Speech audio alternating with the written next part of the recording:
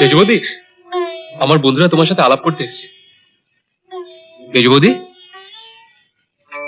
মেজবৌদি, ওদের তুমি নিয়ে চলে যাও। কেন তুমি একবার ঘুরতে পারছো না? কি হলো মেজবৌদি, ঘোরো।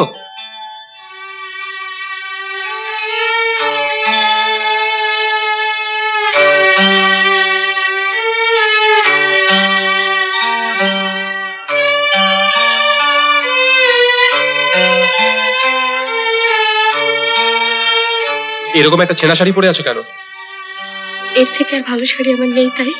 তোমার বাবা গয়না দেননি জানতাম, কিন্তু তোমায় দেখে মনে হচ্ছে তিনি তোমাকে একটা শাড়িও দেননি। মেজবৌদি, তোমার বোঝা উচিত ছিল এ পাড়ায় আমাদের একটা সম্মান আছে। এভাবে একটা ছেঁড়া শাড়ি পরে দাঁড়িয়ে থেকে সবার চোখে আমাদের ছোট করার কোনো অধিকার তোমার নেই। বিয়েতে যে শাড়িগুলো পেয়েছিলে সেগুলো কোথায়? আসার সময় কি সবকটা মাকে দিয়ে এসছো? বাবা আমাকে গয়না দিতে পারেনি, এটা ঠিক কথা। তাই বলে তোমরা এক একজন করে এসে আমাকে এভাবে অপমান করে যাবে? আমরা অপমান করেছি? আমরা গরিব, খুব গরিব, তাই বলে কি আমাদের এতটুকু সম্মান থাকতে নেই? তুমি ভাবলে কি করে আমার মা শাড়িগুলো রেখে দেবে? তাহলে শাড়িগুলো গেল কোথায়?